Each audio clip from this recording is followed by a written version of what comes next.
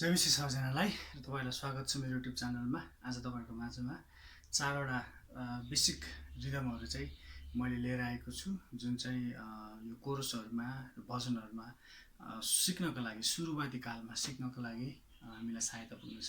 म सुरु गर्नेछु। सुरुमा चाहिँ 2/4 अनि 2/4 को बजाउने तरिका चाहिँ यस्तो हुन्छ। म अहिले कर्डहरूमा तपाईँहरूलाई गरिरहेको छुइनँ, एउटै कर्डमा मात्रै म बजाइरहने छु। रिदमहरू मात्रै म प्याटर्नहरू चेन्ज गरेर तपाईँहरूलाई सुनाउने प्रयास गर्नेछु। एउटा 2/4 भन्ने बित्तिकै 2 काउन्ट हुन्छ, 2 काउन्ट बजाउनु पर्ने। जस्तै 1 2 1 2 1 2 1 यस्तो प्रकारको हुन्छ। 2/4 1 2 1 2 1 2 1 2 बिटिङ चाहिँ तपाईँले डाउन डाउन डाउन डाउन हुन्छ है त चाहिँ। त्यसै गरी 3/4 अथवा 3/4 भन्ने हुन्छ, जो चाहिँ 3/4 भएको कारणले गर्दा 3 चोटि हान्नुपर्ने हुन्छ। अहिले चाहिँ हामीलाई डाउन डाउन बिटमा सिकौँ। जस्तै down down down down down down 1 2 3 1 2 3 सबै डाउन डाउन मात्रै त। 1 2 3 1 2 3 1 2 3 1 2 3। त्यसै गरी हामी 4/4 एउटा रिदम सिक्नेछौँ। 4/4 जुन चाहिँ 4 काउन्ट हुन्छ। हामीले भने जस्तै 2/4 जस्तै हो।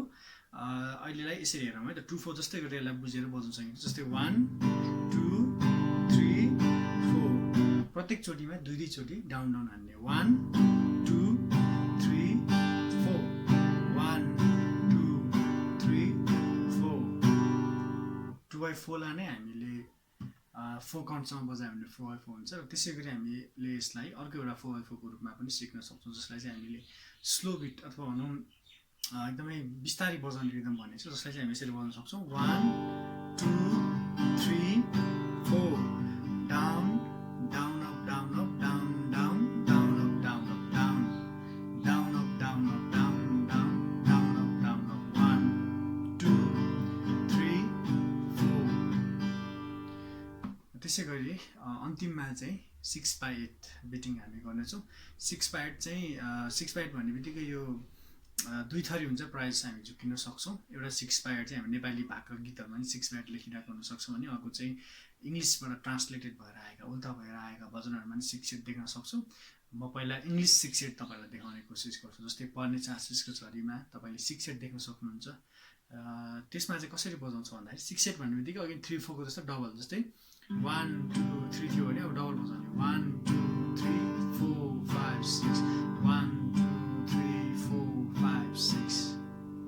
तर 3/4 भन्दा अलिक छोटो हुन्छ है त। 3/4 चाहिँ 1 2 3 1 2 3 थियो भने 6/8 चाहिँ अलिकति योभन्दा छिटो गतिमा बजाउनु पर्ने हुन्छ। 1 2 3 4 5 6 1 2 3 4 5 6।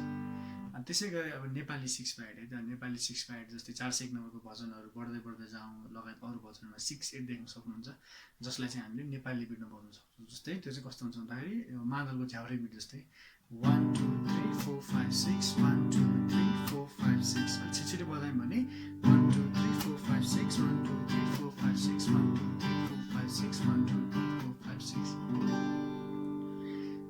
यो छोटो भिडियोमा चाहिँ मैले तपाईँहरूलाई सर र मैले जुन यो कोरसहरू सबै सकाउने अभियानमा छु, त्यो कोरसहरूमा बजाउनको निम्ति तपाईँलाई सहायताको लागि भनेर यो छोटो ट्युटोरियल मैले तयार गर्ने प्रयास गरिरहेको हो।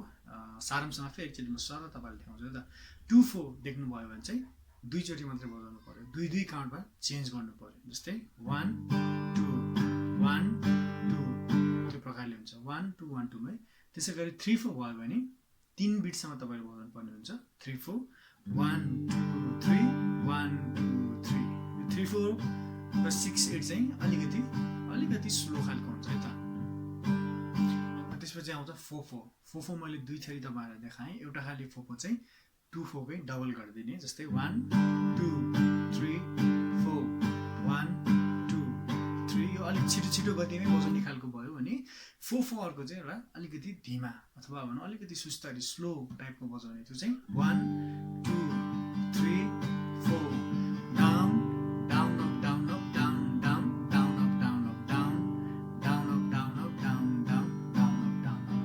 त्यसै गरी मैले मैले 6/8 को रिदम पनि गरेँ दुईटा, एउटा चाहिँ इङ्ग्लिस ट्रान्सलेटेड इङ्ग्लिसबाट उल्था भएका नेपाली भजनहरू बजाउनुको निम्ति 1 2 3 4 5 6 1 2 3 4 सबै डाउन डाउन है त 1 2 3 4 5 6 3 4 जस्तै हो, तर मैले फेरि पनि भने 3 4 भन्दा अलिकति छिटो गतिमा हामीले बजाउनु पर्ने हुन्छ। त्यसै गरेको नेपाली 6/8 चाहिँ 1 2 3 4 5 6 1 2 3 4 5 6 छिटो बजाउँदा 1 2 3 4 5 6 1 2 3 4 5 6 मैले 4 मा रोकेको छु है त। Down down up stop down up stop down up हुन्छ। लगभग मैले अहिलेसम्म बजाइरहेको कोरसहरू जति पनि मैले राखेँ त्यो सबैमा यही रिदमहरू नै प्रयोग भएको तपाईँले देख्न सक्नुहुन्छ है त। अनि कुनै कुनै अलिअलि चेन्ज हुन्छ, जस्तै 2/4 मा मैले यस्तो बजाएको हुनसक्छु, त्यसले चाहिँ केही फरक पार्दैन है त। यो चाहिँ नि तपाईँहरू जतिले सिक्दै हुनुहुन्छ, भर्खर गिटार पक्रिनु भएको छ, तपाईँहरूको लागि यसले सहायता पुग्नेछ। अनि तपाईँहरू जतिजनालाई अघिबाटै बजाउनु आउँछ तपाईँहरूलाई थाहा छँदैछ मैले के भनेको भनेर। तर यो भिडियो चाहिँ खास गरी भर्खरै गिटार छुँदै गर्नुभएकोहरूको लागि भनेर तयार गरिएको। आशा छ तपाईँहरूलाई यसले सहायता पुग्नेछ। धन्यवाद। जय मसी।